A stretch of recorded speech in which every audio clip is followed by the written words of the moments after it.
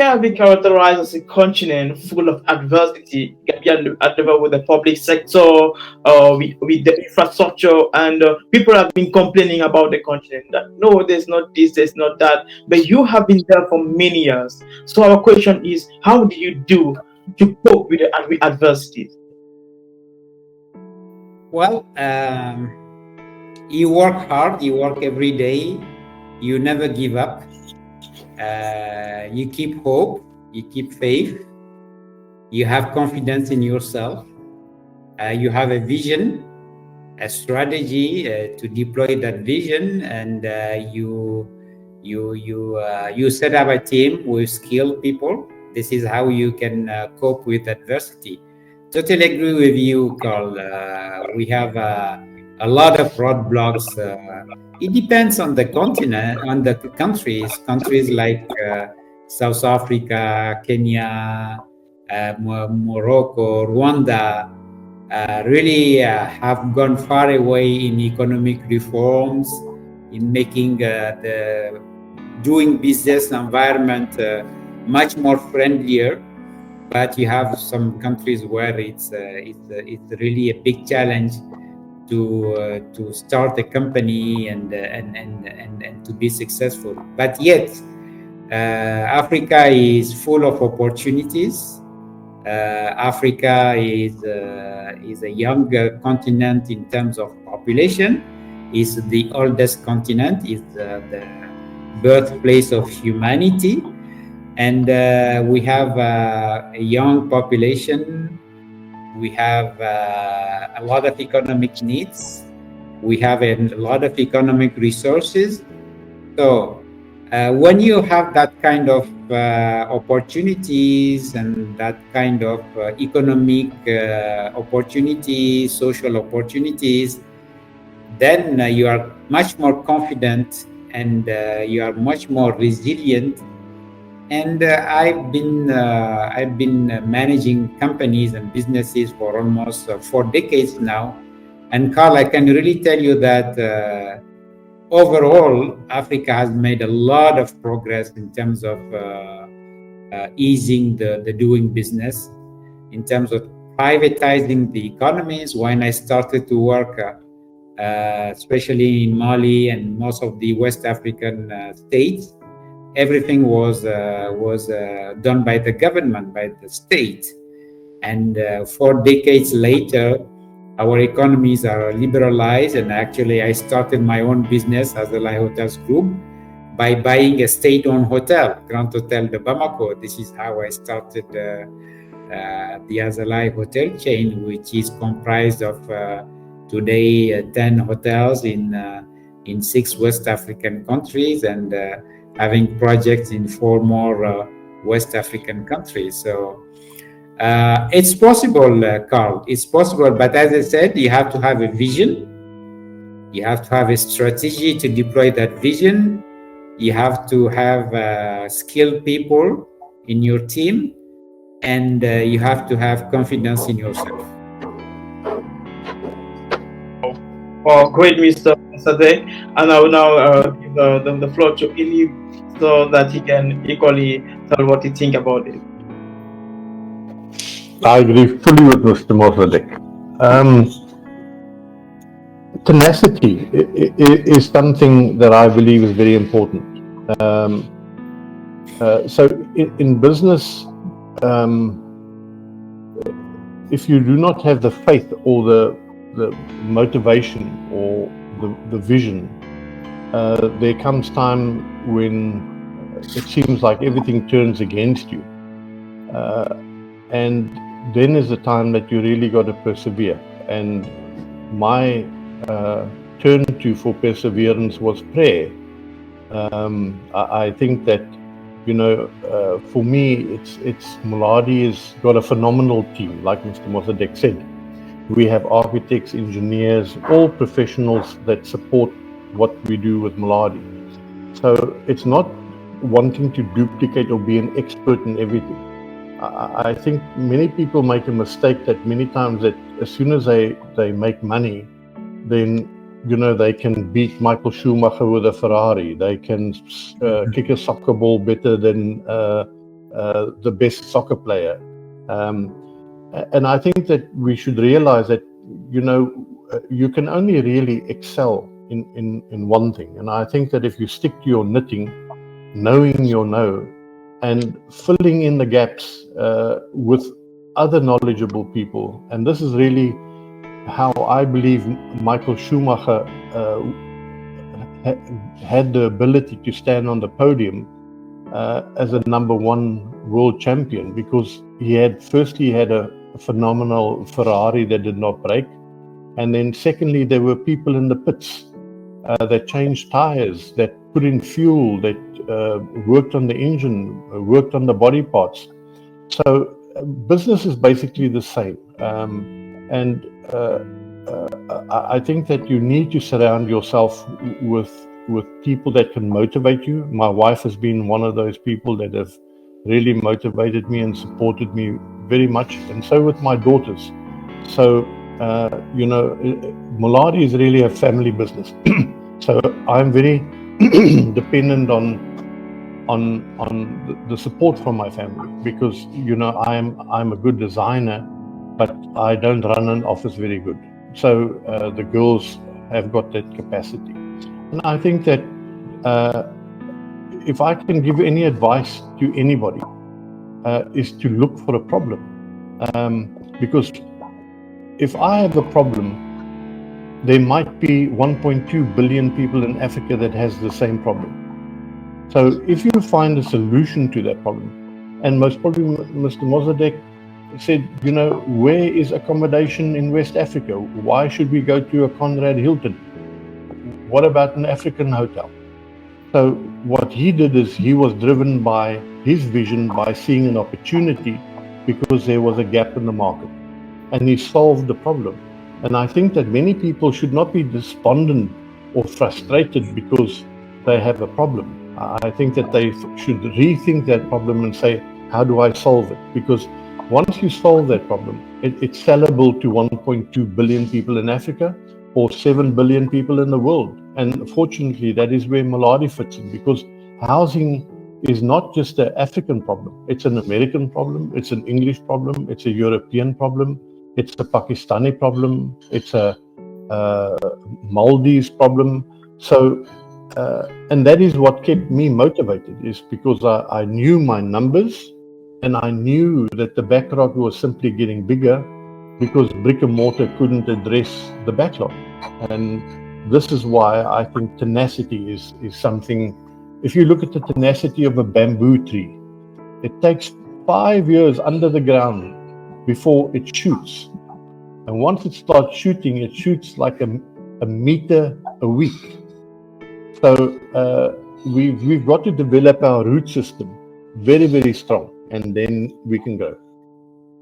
Wow, amazing, sir. But my next question is, you have been talking about solving problem, and I remember Mr. Mossadeck Bally was saying Africa is a land of opportunities, and I know equally that you have been operating in many African countries, but yet people are still complaining.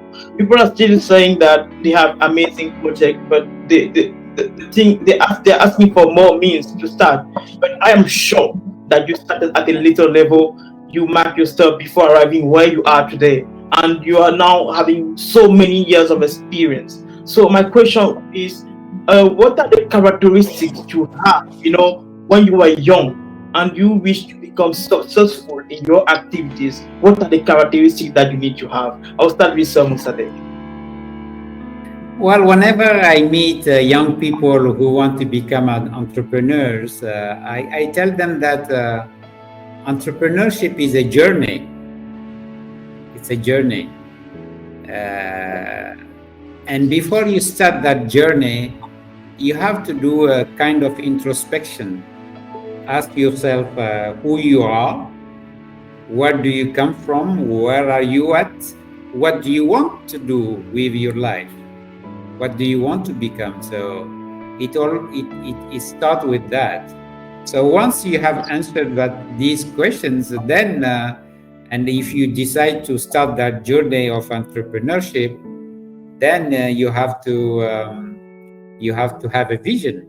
My vision was to have a Pan-African hotel chain in West Africa, run by Africans with African skills and African money. So that was my vision.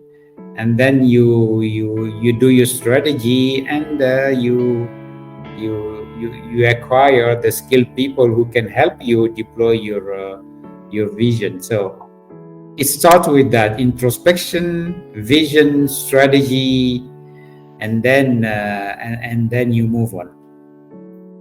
The characteristic or the skills that one must have, I just talked about that in my first comments. You really have to have passion. I mean, if you're not passionate, you cannot start that journey, or you can start it but not succeed. You really have to have passion. You have to have a burning passion to fulfill a need, like Ernie said, and to be useful, to create jobs, to create value for your country, for your continent. You have to be patient. You have to be patient. It's not entrepreneurship is not lottery. You have to be very patient. Yeah, you will fail 7 times and get up 8th time and keep trying until you succeed. So very patient, very resilient.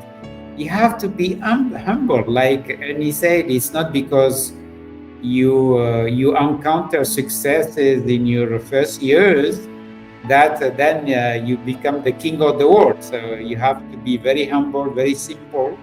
I always tell the young entrepreneur that you have to grow with your company. Do not grow before your company, because if you do that, that's the best way to kill your idea, your vision, and your company. And have confidence. An entrepreneur has to be very, very confident, because there are many roadblocks.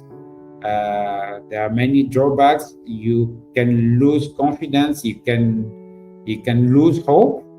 So if you don't have confidence, then you will never succeed. So for me, these are the skills that you have to master before you start that journey. But again, it's a journey. It's a long journey. It's a difficult one. Most of the time, it's a lonely journey. And you have to be aware of that. Otherwise, don't start the journey. Also, I would now give the floor to Annie, but before giving, I will even rewind the quote that Annie usually say, that we can't eat an elephant in a day. You have to take bit after bit. So Annie, just continue on the according to you. Thank you, Carl. No, Mossadeck, absolutely agree with you.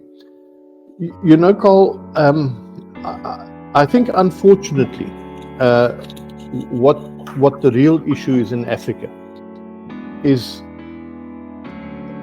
democracy is seen maybe a little bit like tribalism.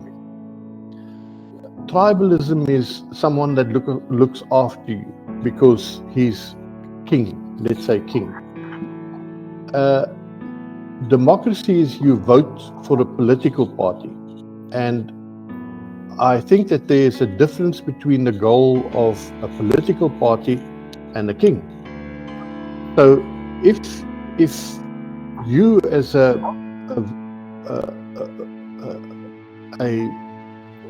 citizen of a country believe that the politician is going to do the things that they say they're going to do for you, you will always look and complain that they don't do what they say they do.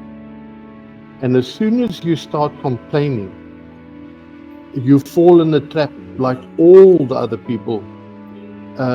Your life becomes miserable. So for me, I think politicians should not be believed. And I'm not putting them in a bad box. I'm just saying that people should understand that if there's a sewage leak, no politician is going to come to fix that sewage leak. It is people with skills that has the ability to take care of themselves. So that is, for me, is very important, that people start to realize that no one is going to take care of you. Your mother used to do that, but the government is not going to do that. We are now in a place where there aren't many kings around. So we have to get to a point where we don't really continuously blame someone else for our predicament, because then you don't acknowledge yourself, because then you acknowledge the failure of someone else, but you don't move on, you don't grow, and you'll spend the rest of your life complaining. So I think the best thing is to do is to say, what can I do to change the situation? What can I do to help children in education? What can I do to plant food? What can I do to maybe work on cars or make sure that cars are roadworthy? So all of these things is, I think people should really look at opportunities and not focus on someone doing something for you. And an entrepreneur has no bridges. If something goes wrong, you don't have a safety net. So that in itself is very scary. But if you've got the confidence and you've got the vision and you've got the tenacity, then, and you do fall off the bicycle, then you simply get back on the bicycle and you pedal again. And maybe you fall off for 7 times and you get up 8 times. But eventually you ride the bicycle. And I think that this is where a lot of people, they try something, it doesn't work, they give up. And this is demoralizing. Eventually, it breaks your self-worth, it breaks your trust. So I don't say, be in the middle of the jungle and say, I'm going to be a pilot. Those stories happen, but not for the majority of people. And if you look at many of the social medias, they use exceptional stories to highlight success. But success does not have to be exceptional. Success could be, in a sense, very meaningful. Like if you look at how entrepreneurial women are when they set up a canteen to feed school children, because they fulfill a function. So they saw that opportunity. And this is how people should address their society, is to say, it's very easy to fall back and smoke things that you shouldn't be smoking, or drink things that you shouldn't be drinking, because then you fall back in this group and all they do is they would complain about other people. So it's also very important who you have around you, because that influences your forward thinking. So yes, I think that there's huge opportunity. I think that all people should do is take off the complaint glasses and put on the opportunity glasses and look for opportunity. Wow, great. So I have a question from someone asking, what are the things that you would have liked to know before starting your activity? Well, that's a tricky question, because if you know something, then you don't have to start anything, because you know everything. So it's in the process that you learn something. But yeah, I want to school in France, in the United States, and then I decided to come back, and I could have stayed and work in North America, and definitely I wouldn't have had the same impact in America as I have had in Mali and in West Africa. So these are the things that Fortunately enough, I didn't make the mistake to not come back and invest on the continent. But maybe some people don't know that, and that's why it's important for people like us to come to shows like this one and talk to the young people, the young Africans who maybe are debating whether to come back or not. I am absolutely confident that if they know that their value is on the continent, they will definitely come back and invest and work on the continent, because everything has to be done here compared to America or Europe, or where everything has already been done. So the opportunities are here. Okay. What about you, Hennie Botes? It is a very tricky question.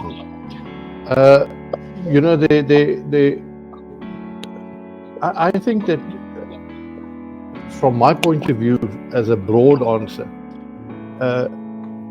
if you see an opportunity, I think that firstly, you would have a certain strength to see the opportunity, or certain talent. So it's not something that you can read in a book and says, this is how you change house building. It is something that you would say, why would you lay one brick on top of the other?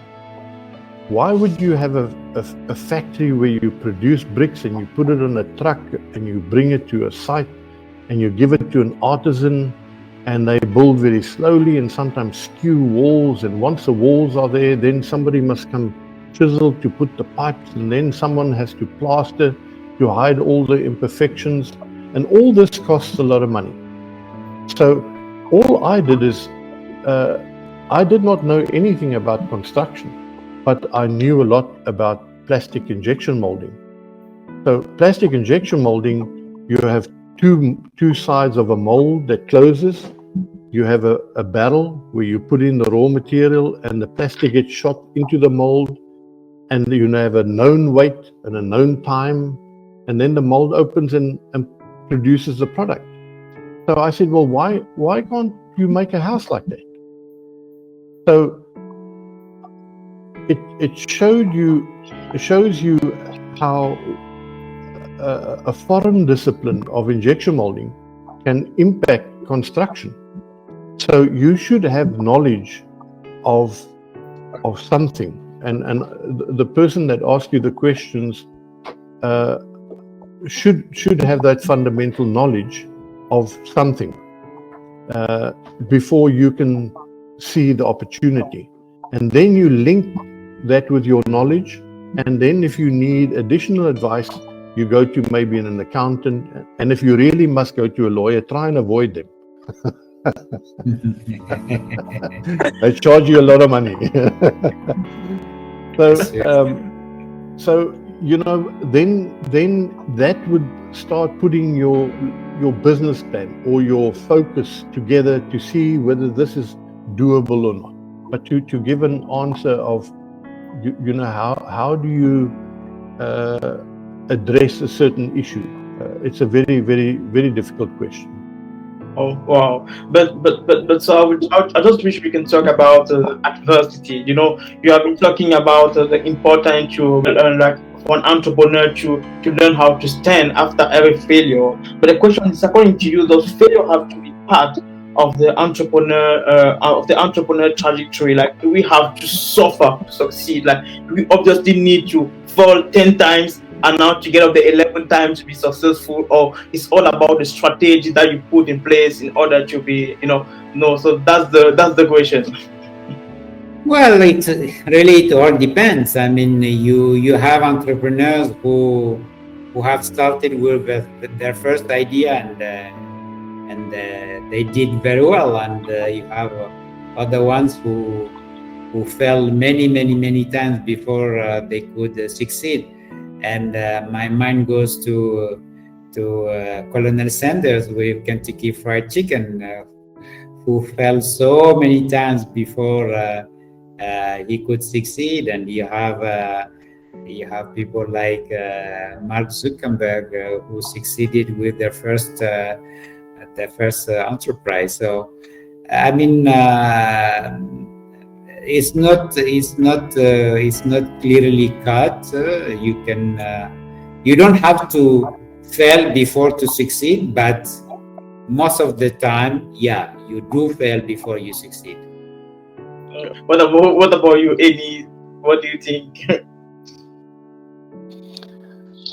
It's a very, very difficult issue just to, there's so many different examples of entrepreneurship. And of course, my focus is very much community development. It is social upliftment. It is housing. It's clinics. It's schools. It's empowering people. And I think that, unfortunately, many times businesses are put into silos. So if you look at Mossadeck's business, he can be very easily put into a hotel silo. But if you look at the build-up from his education outside Africa, then deciding to come back into Africa, then he doesn't truly fit into that exclusive silo. If you look at people, as soon as you fall outside a silo, and many times entrepreneurs are in different silos, and the world doesn't know where to place you, and they don't understand you if you don't fit into one particular silo. And I think one of the things that I love is that entrepreneurship is not a race, it's a marathon. So it's not a question of overnight. And rightly so, Mark Zuckerberg, there's still a dispute whether he took the idea from a roommate and all this type of thing. If you look at Elon Musk from South Africa with Tesla, he started in a garage and he developed software and he got some money. And the issue I think that I see now with Elon Musk is everybody is willing to invest in anything that Elon Musk talks about. Because people are so not innovative that they simply want to follow a leader like Elon Musk. So if you're an entrepreneur, then my advice is don't just agree with Elon Musk.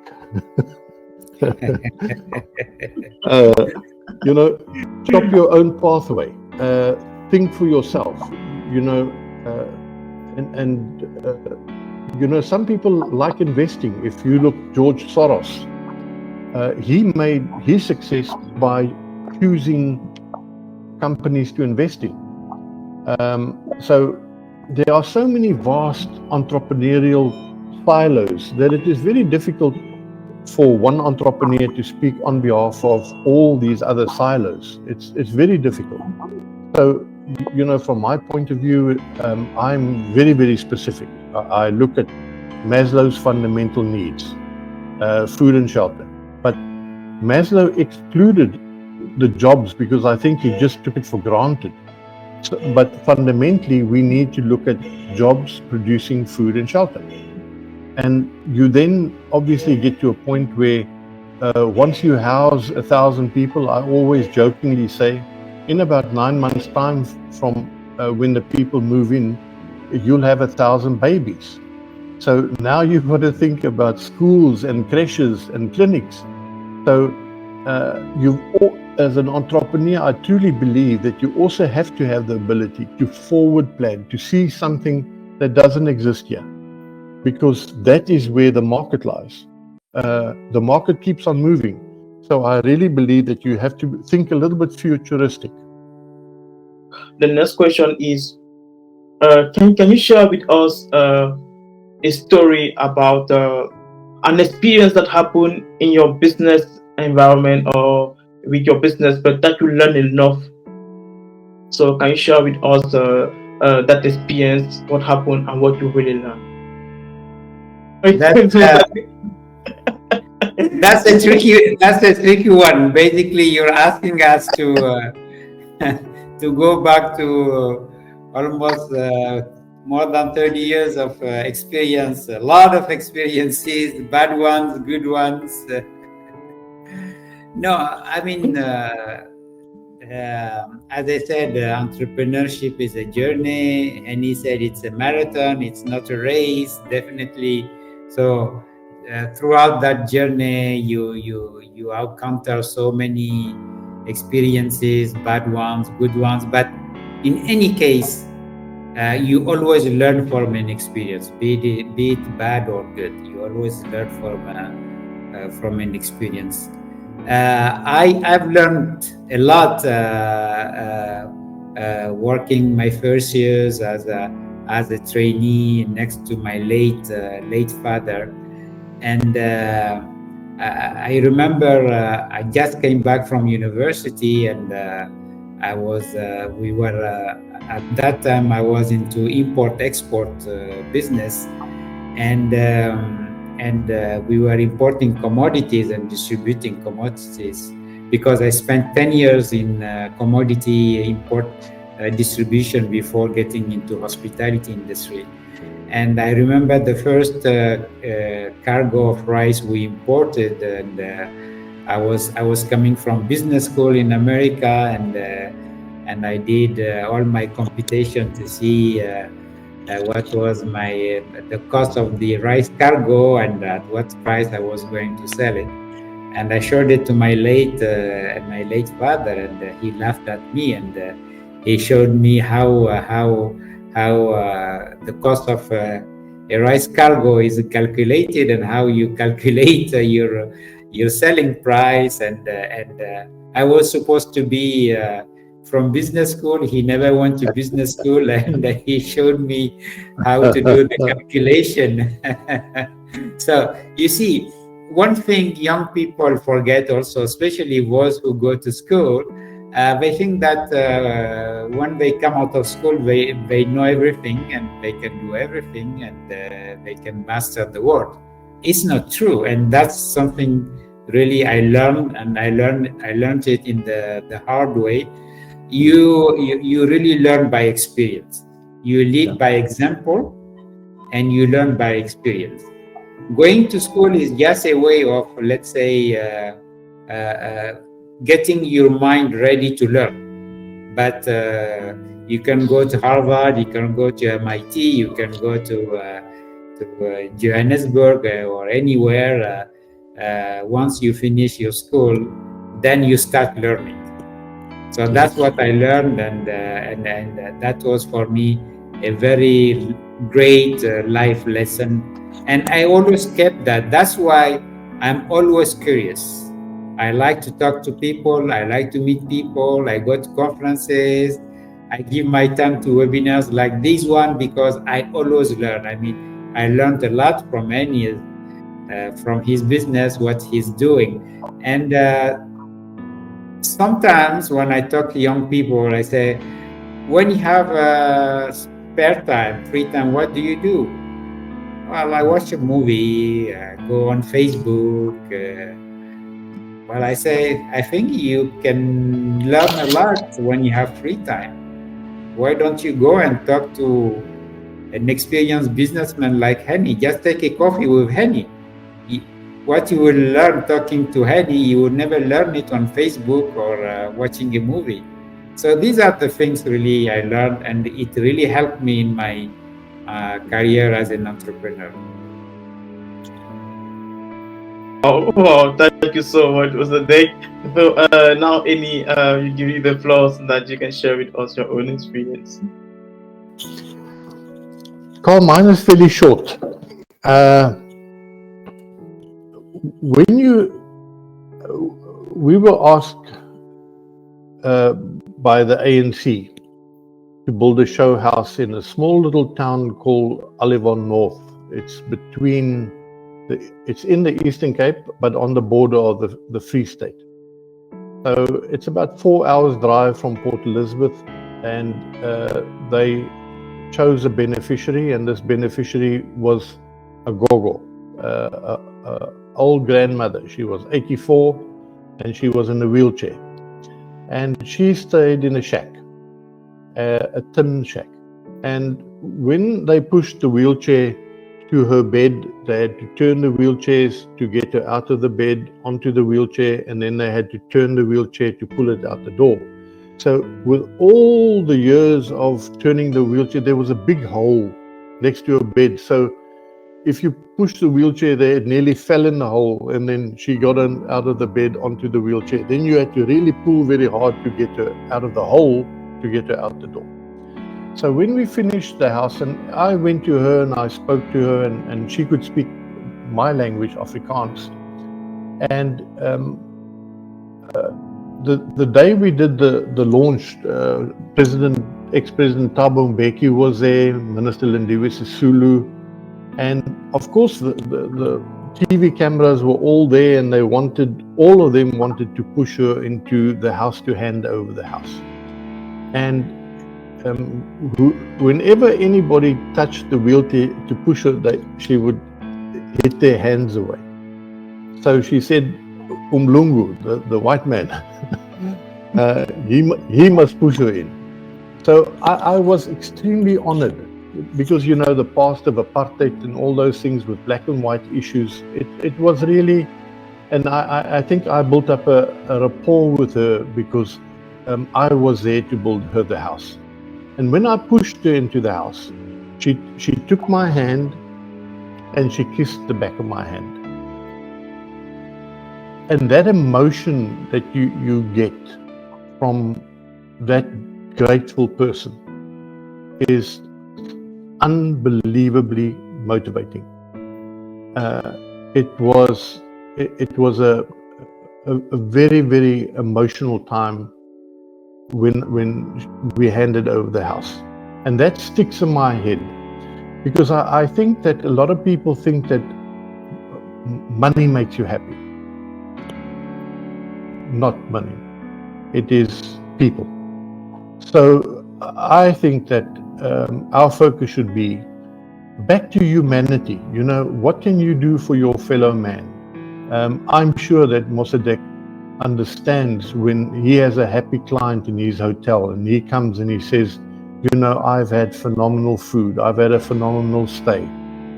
That is worth more than what they paid for the room, because that acknowledgement gives you the motivation that you make people happy. And I think many entrepreneurs think it's really all about money. If you follow your passion, money will follow you. You will make money. But I don't think that your principle should be, I want to make money, because then you're chasing the wrong goal. You need to look at, how do you create the money? And for me, it is, how do I help people to create money?